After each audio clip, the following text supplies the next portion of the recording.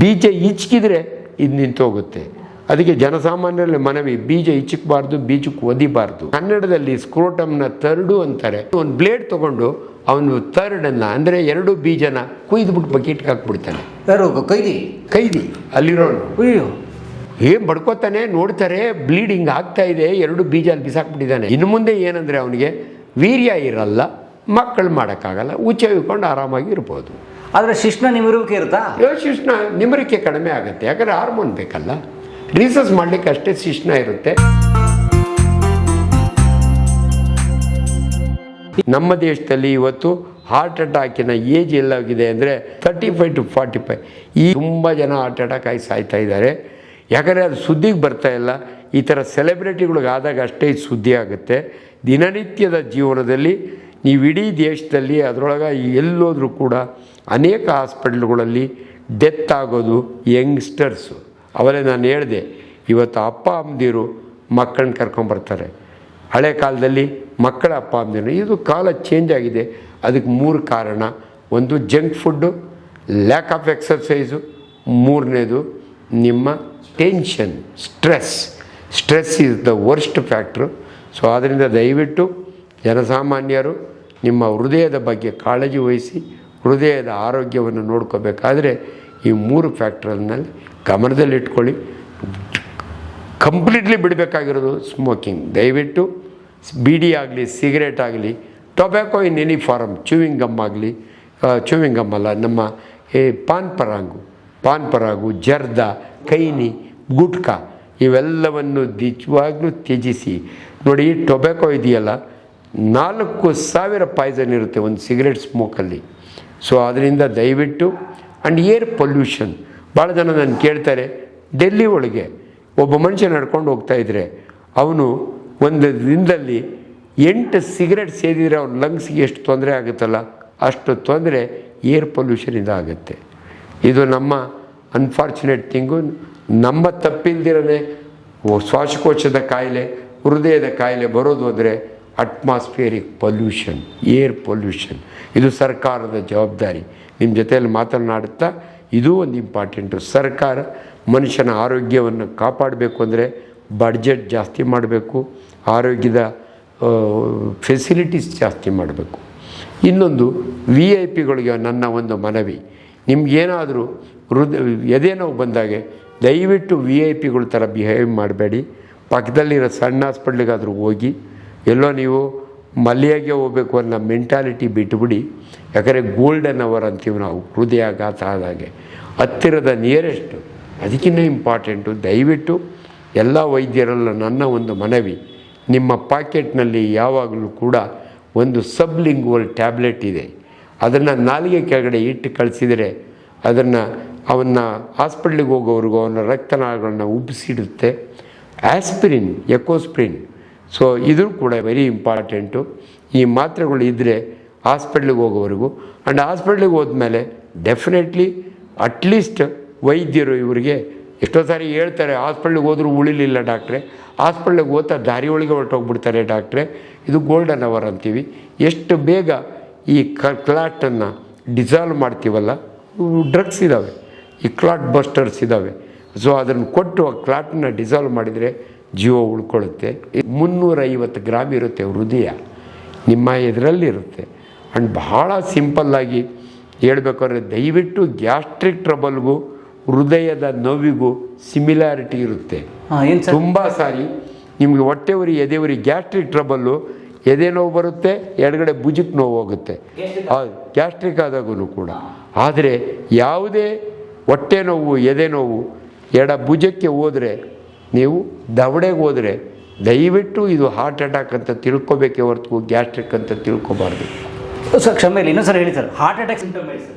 Heart attack symptoms very ಸಿಂಪಲ್ಲಾಗಿ ಒಬ್ಬ ಮನುಷ್ಯನಿಗೆ ಇದ್ಕಿದ್ದಂಗೆ ಎದೆ ನೋವು ಬರುತ್ತೆ, ಯಾರೋ ಎದೆ ಮೇಲೆ ಕೂತಂಗೆ ಆಗುತ್ತೆ, ಈ ಎದೆ ನೋವು ದವಡೆಗೆ ಹೋದಂಗೆ ಆಗುತ್ತೆ, ರೇಡಿಯೇಷನ್ ಆಫ್ ಪೇಯ್ನ್ ಅಂತೀವಿ ನಾವು, ಎಡ ಭುಜಕ್ಕೆ ಹೋದಂಗೆ ಆಗುತ್ತೆ.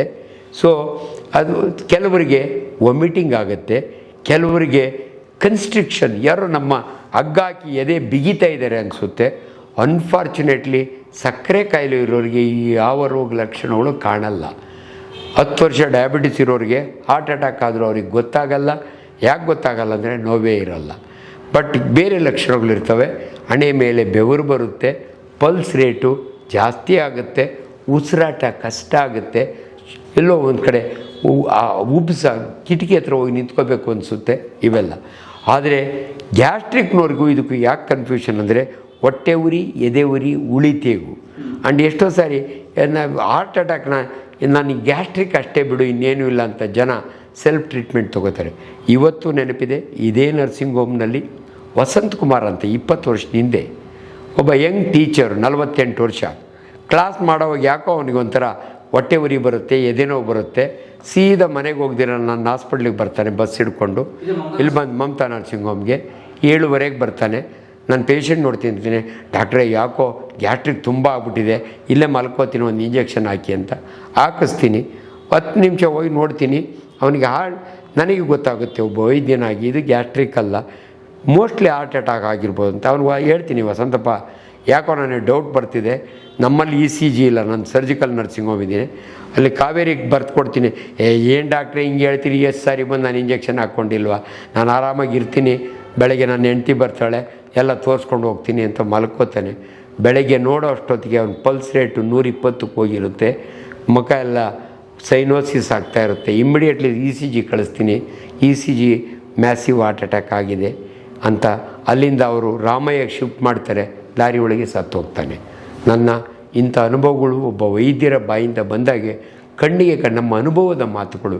ದಯವಿಟ್ಟು ಯಾರೂ ಕೂಡ ನೀವೇ ಗ್ಯಾಸ್ಟ್ರಿಕ್ ಅಂದ್ಕೊಂಡು ಮನೆಯಲ್ಲಿ ಟ್ರೀಟ್ಮೆಂಟ್ ತೊಗೋಬೇಡಿ.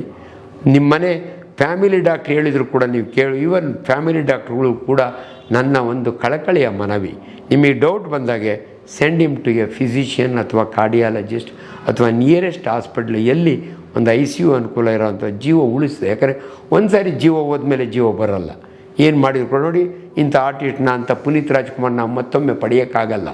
ಸುಮ್ಮನೆ ನಾವು ಇದರೊಳಗೆ ಅಭಿಮಾನಕ್ಕೋಸ್ಕರವಾಗಿ ಮತ್ತೆ ಹುಟ್ಟಿ ಬಾ ಅನ್ಬೋದೇ ಹೊರತು ಹೋದ್ಮೇಲೆ ಜೀವ ಮತ್ತೆ ಬರೋದಿಲ್ಲ. ಅದರಿಂದ ಇವತ್ತು ಇಷ್ಟೊತ್ತು ಕೂಡ ಇದೊಂದು ಭಾಳ ಇಂಪಾರ್ಟೆಂಟ್ ಟಾಪಿಕ್ಕು. ದಯವಿಟ್ಟು ಇವತ್ತೇ ಜನಸಾಮಾನ್ಯರಿಗೆ ಒಂದು ಸಂದೇಶ ಹೋಗಲಿ ಅಂತ ಇಷ್ಟೊತ್ತು ಹೃದಯದ ಬಗ್ಗೆ ಸಾಕಷ್ಟು ವಿವರಣೆಗಳನ್ನು ಕೊಟ್ಟಿದ್ದೇನೆ. ಸೊ ಇದನ್ನು ನಾವು ಕೊರೋನರಿ ಡಿಸೀಸ್ ಅಂತೀವಿ, ಇದನ್ನು ಮಯೋಕಾರ್ಡಿಯಲ್ ಇನ್ಫಾಕ್ಷನ್ ಅಂತೀವಿ, ಹಾರ್ಟ್ ಅಟ್ಯಾಕ್ ಅಂತೀವಿ. ಇವನ್ನು ಹಾರ್ಟ್ ಅಟ್ಯಾಕ್ ಥರ ಮನುಷ್ಯನಿಗೆ ಬೇರೆ 2-3 ಅಟ್ಯಾಕ್ ಇದ್ದಾವೆ. ಸ್ಟ್ರೋಕ್ ಆದರೆ ಬ್ರೈನ್ ಅಟ್ಯಾಕ್ ಅಂತೀವಿ. ಈ ಕರಳು ಒಂದೊಂದು ಸಾರಿ ಗ್ಯಾಂಗ್ರೀನ್ ಆಗುತ್ತೆ, ಅದನ್ನು ಅಬ್ಡಾಮಿನಲ್ ಆಂಜೈನಾ ಅಂತೀವಿ. ಆಂಜೈನಾ ಅಂದರೆ ಆಂಜೈನಾ ಪೆಕ್ಟೋರಿಸ್ ಅಂತೀವಿ. ನಮ್ಮ ಪದ ಜನಗಳಿಗೆ ಗೊತ್ತಿರಲಿ, ಡಾಕ್ಟ್ರುಗಳು ಆಂಜೈನಾ ಆಗಿದೆ ಅಂತಾರೆ.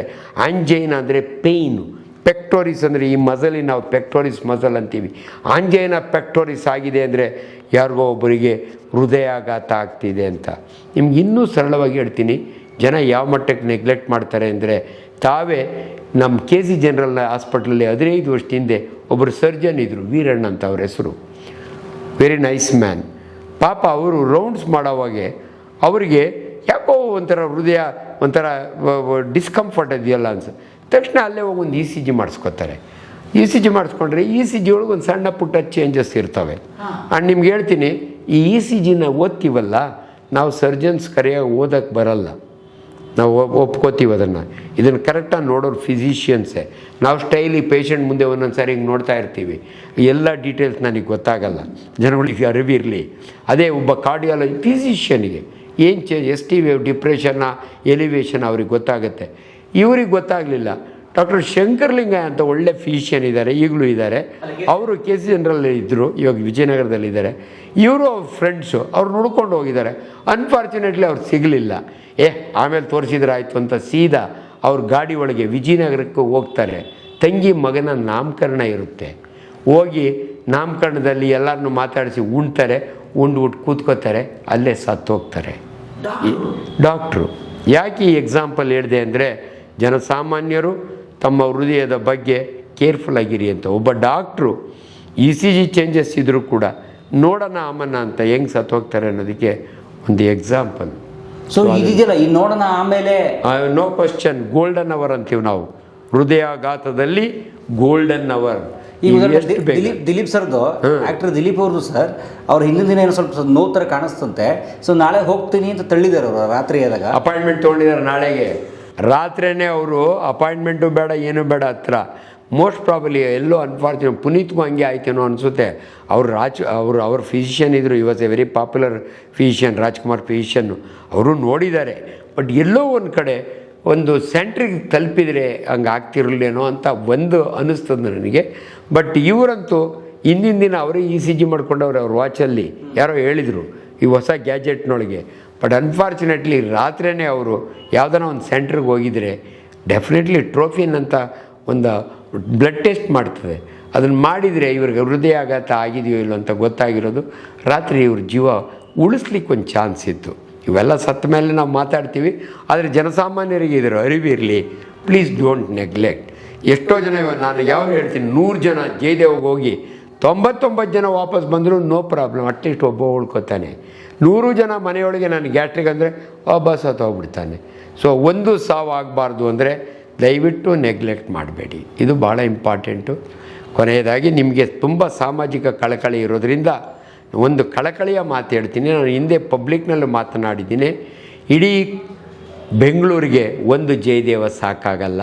ದಯವಿಟ್ಟು ಸರ್ಕಾರದಲ್ಲಿ ಒಂದು ಮನವಿ, 4 ಗೋಪುರಗಳನ್ನು ಕೆಂಪೇಗೌಡರು ಹೆಂಗೆ ಕಟ್ಟಿಸಿದಾರಲ್ಲ ಹಂಗೆ ಬೆಂಗಳೂರಿನಲ್ಲಿ 4 ಕಡೆ ಜಯದೇವ. ಇವತ್ತು ಆಫ್ಕೋರ್ಸ್ KC ಜನರಲ್ ಒಂದು ಮಾಡಿದ್ದಾರೆ. ಇವಾಗ ಜಯದೇವದೇ ಬ್ರಾಂಚ್ ಮಾಡಿದ್ದಾರೆ. ಇವತ್ತು ನಾನು ಇಲ್ಲಿಂದ ಪೇಷಂಟ್ನ ಬನ್ನೇರುಘಟ್ಟೆಗೆ ಹೋಗಿ ಕಳಿಸೋದ್ರ ಬದಲು ಇಲ್ಲೇ ಕಳಿಸ್ತೀನಿ. ದಯವಿಟ್ಟು ಈ ಸರ್ಕಾರಗಳು ಒಂದು ಗಮನ ಇಟ್ಕೊಂಡು 4 ಜಯದೇವ 4 ಕಡೆ. ಯಾಕಂದರೆ ಮಾಗಡಿಯಿಂದ ಬರೋನು JP ನಗರಕ್ಕೆ ಹೋಗೋಷ್ಟೊತ್ತಿಗೆ ದಾರಿಯೊಳಗೆ ಸತ್ತು ಹೋಗ್ತಾನೆ. ದೊಡ್ಡಬಳ್ಳಾಪುರದಿಂದ ಬರೋನು ಇಲ್ಲಿ ಹೆಬ್ಬಾಳಕ್ಕೆ ಬರೋಷ್ಟೊತ್ತಿಗೆ ಸತ್ತು ಹೋಗ್ತಾನೆ, ಅಲ್ಲಿಗೆ ಹೋಗಲ್ಲ. ಅದರಿಂದ 4 ಕಡೆ 4 ಜಯದೇವ, 4 ಕಿದ್ವಾಯಿ, 4 ನಿಮ್ಯಾನ್ಸ್. ಹೆಡ್ ಇಂಜುರಿ ಆಗಿರೋನು ಇರೋ ಒಂದು ನಿಮ್ಯಾನ್ಸ್ಗೆ ಹೋಗೋಷ್ಟೊತ್ತಿಗೆ ಅವನು ಕೋಮಾಗೋಗಿ ಸತ್ತೋಗ್ಬಿಡ್ತಾನೆ. ಅದಕ್ಕೆ ಒಬ್ಬ ವೈದ್ಯನ ಕಳಕಳಿ ನಿಮ್ಮ ಮುಖಾಂತರ ದಯವಿಟ್ಟು ಬೆಂಗಳೂರಿನಲ್ಲಿ ದೊಡ್ಡ ನಗರ, ಹೆಸರುವಾದ ನಗರ. ಸೊ 4 ಜಯದೇವ, 4 ವಿಕ್ಟೋರಿಯಾ, 4 ವಿಕ್ಟೋರಿಯಾ ಒಳಗೆ ಕೋವಿಡ್ ಟೈಮ್ನೊಳಗೆ ವೆಂಟಿಲೇಟ್ರೇ ಸಿಗ್ತಿರಲಿಲ್ಲ. ಸೊ ಹಂಗಾಗಿ ದಯವಿಟ್ಟು ಇಂಥ ಆಸ್ಪತ್ರೆಗಳನ್ನ ಜನಜೀವನ ಉಳಿಸ್ಬೇಕು ಅಂದರೆ ಸರ್ಕಾರದ ಒಂದು ಜವಾಬ್ದಾರಿ. ನಿಮ್ಮ ಮಕ್ಕಳ ವಿದ್ಯೆ ಮತ್ತು ಜನಸಾಮಾನ್ಯರ ಆರೋಗ್ಯ ಇವೆರಡು ಗುರಿಗಳಾಗಿರಲಿ. ನೀವೇನೇ ಗ್ಯಾರಂಟಿ ಕೊಡಿ, ನಾವು ಬೇಡ ಅನ್ನಲ್ಲ. ಅದ್ರ ಜೊತೆಗೆ ಇವೆರಡು ಗ್ಯಾರಂಟಿನ ನಮಗೆ ಭರವಸೆ ಕೊಡಿ ಅಂತ ನಿಮ್ಮ ಮುಖಾಂತರ ನಾನು ಕೇಳ್ಕೊತೀನಿ. ಸರ್ ಕ್ಷಮೆಯಲ್ಲಿ ನೋಡಿ, ದಿಲೀಪ್ ಸರ್ ಅವ್ರದ್ದು ಬಹುಶಃ ಅವರು ಒಳ್ಳೆ ನಟ, ಸ್ಫುರದ್ರೂಪಿ ನಟ, ವ್ಯಾಯಾಮ ಇತ್ಯಾದಿನೂ ಚೆನ್ನಾಗಿ ಮಾಡ್ತಿದ್ರು, ಜೊತೆಗೆ ಆಹಾರನ ಚೆನ್ನಾಗಿ ತಗೋತಿರ್ತಾರೆ ಅಂತ ಅನ್ಕೊಳ್ಳೋಣ. ಸ್ಟ್ರೆಸ್ ಜಾಸ್ತಿ ಆಗಿರಬಹುದು ಅವ್ರಿಗೆ. 100% ಪ್ರಾಬಬಲಿ. ತುಂಬ ಸೀರಿಯಲ್ ಮಾಡ್ತಾಯಿದ್ರು, ಇನ್ನೆಲ್ಲೆಲ್ಲೋ ಏನೋ ಇರ್ತಾಯಿತ್ತು. ಸೊ ಸ್ಟ್ರೆಸ್ಗಳಲ್ಲಿ ಡೆಫಿನೆಟ್ಲಿ ಈ ರೀತಿಯ ಬದಲಾವಣೆಗಳು ಆಗ್ತವೆ. ಅದೊಂದೇ ಇವರಿಗೆ ನನಗೆ ಸಿಗ್ತಾರೆ. ಎಲ್ಲೋ ಸ್ಮೋಕ್ ಮಾಡೋರು ಅಂತ ಯಾರೋ ಅಂದರು, ನಂಗೆ ಗೊತ್ತಿಲ್ಲ. Smoking may be one of the factors, ನಂಗೆ ಗೊತ್ತಿಲ್ಲ. ಅದು ಬಿಟ್ಟರೆ ಸ್ಟ್ರೆಸ್ ಆ್ಯಂಡ್ ಸ್ಟ್ರೈನ್ ಇವು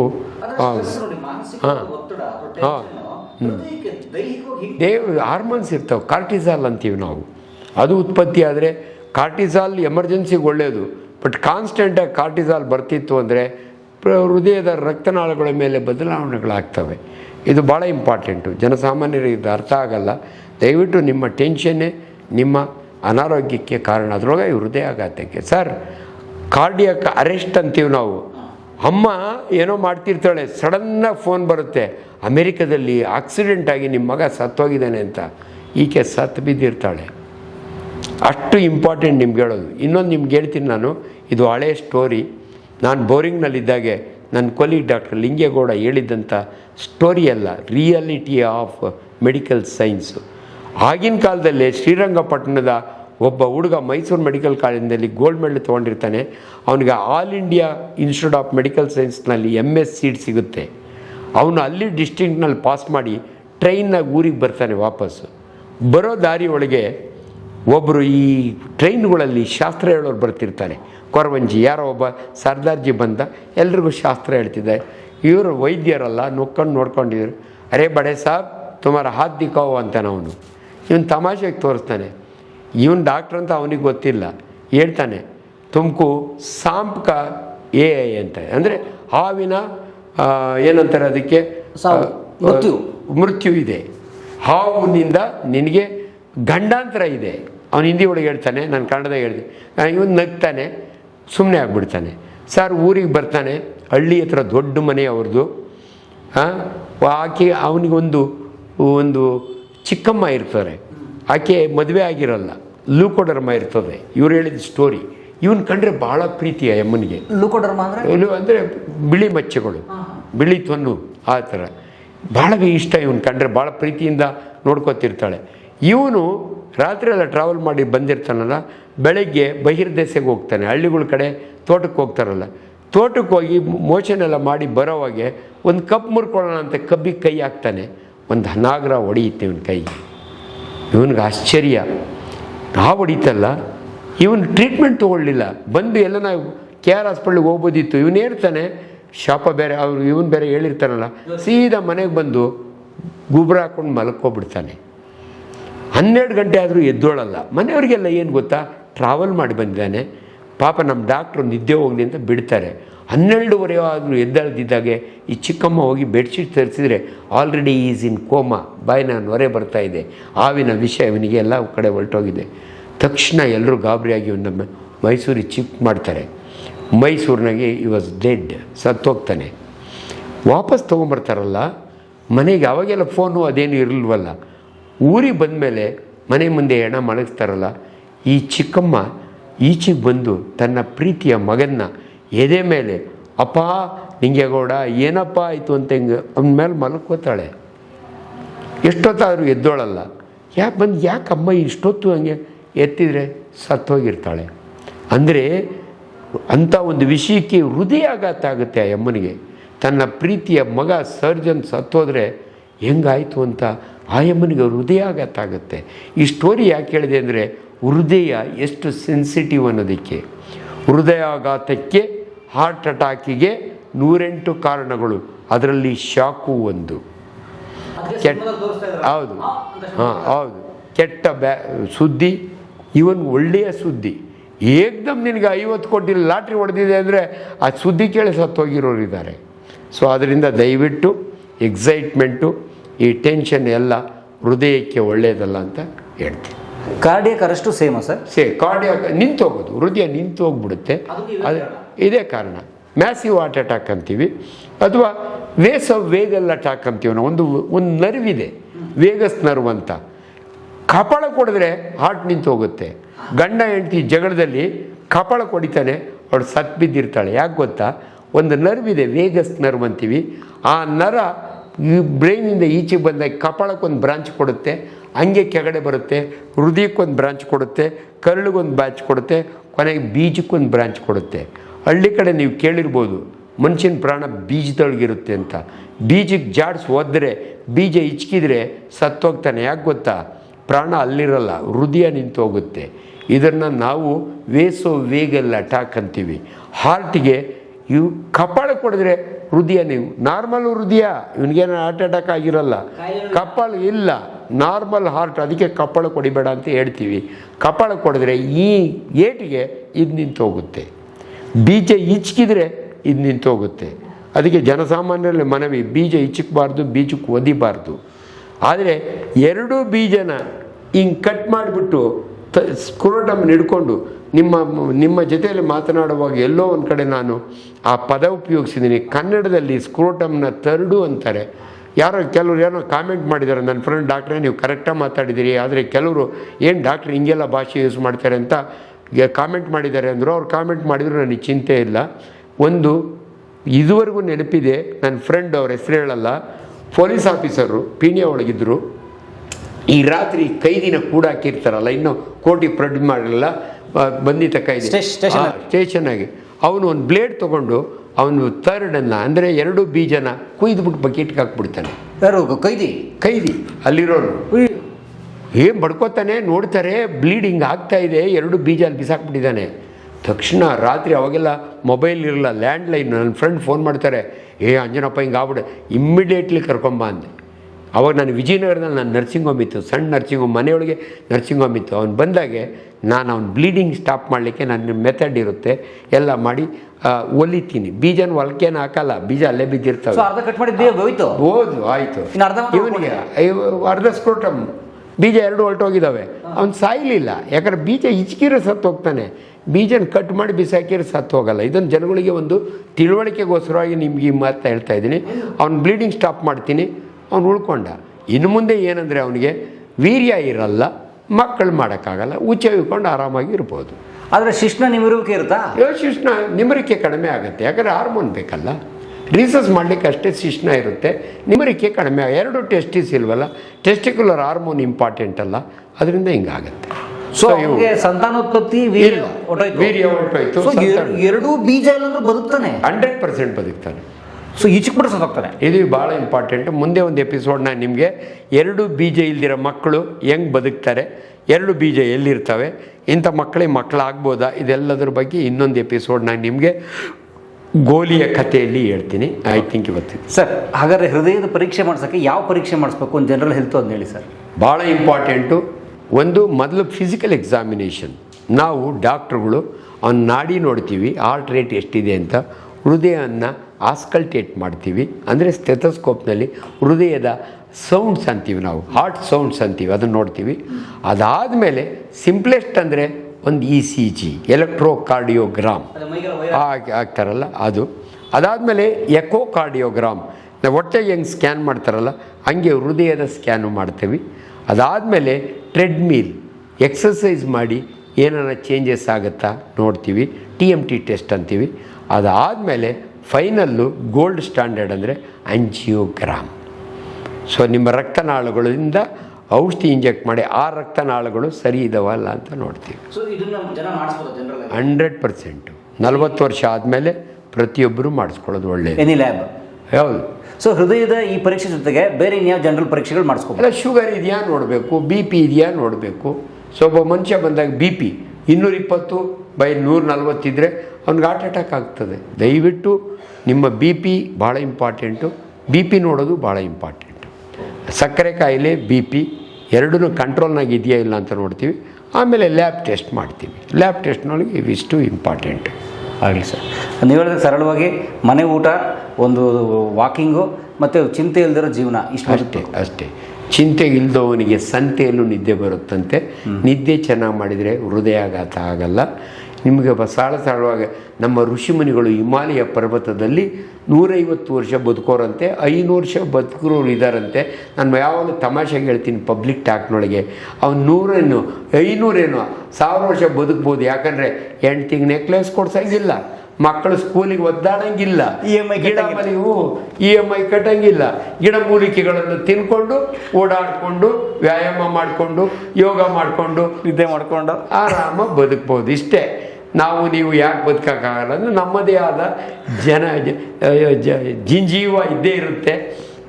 ಆದರೆ ಅದರ ಮಧ್ಯೆನೂ ಕೂಡ ನಾವೆಲ್ಲರೂ ಕೂಡ ಆರೋಗ್ಯವಾಗಿ 100 ವರ್ಷ ಆದರೂ ಬದುಕಬೇಕು. ಯಾಕಂದರೆ ನಡೆದಾಡುವ ದೇವರು 111 ವರ್ಷ ಬದುಕಿದರು. ನಾನು ಇವಾಗ ಇನ್ನೊಂದು ಸತ್ಯ ಹೇಳ್ತೀನಿ. ದೇವರು ಮನುಷ್ಯನಿಗೆ ಕೊಟ್ಟಿರೋದು 120 ವರ್ಷ. ಅವ್ರದ್ದು ಡೇಟ್ ಆಫ್ ಬರ್ತ್ ಕರೆಕ್ಟಾಗಿ ಎಂಟ್ರಿ ಇತ್ತೋ ಇಲ್ಲೋ, ಅವ್ರು 120 ವರ್ಷ ಬದುಕಿದರು. ಮನುಷ್ಯನಿಗೆ 120, ಕತ್ತೆಗೆ 40, ನಾಯಿಗೆ 20. ನಾನು ಭಾಳ ಕಡೆ ಹೇಳ್ಕೊತಾ ಇರ್ತೀನಿ, ನಾನು 100 ವರ್ಷ ಬದುಕ್ತೀನಿ ಅಂತ. 100 ವರ್ಷ ಬದುಕಬೇಕಾದ್ರೆ ಎಲ್ಲ ಹ್ಯಾಬಿಟ್ಸ್ ಕೂಡ ಚೆನ್ನಾಗಿರಬೇಕು. ಅದಕ್ಕೆ ದಯವಿಟ್ಟು ಮನುಷ್ಯರು ಎಲ್ಲರೂ ಕೂಡ 100 ವರ್ಷ ಆರೋಗ್ಯವಾಗಿ ಬದುಕಿ ಅಂತ ನಿಮ್ಮ ಮುಖಾಂತರ ಹೇಳ್ತೀನಿ. ನಮಸ್ಕಾರ. ಸ್ವದೇಶೇ ಪೂಜ್ಯತೆ ರಾಜ, ವಿದ್ವಾನ್ ಸರ್ವತ್ರ ಪೂಜ್ಯತೆ.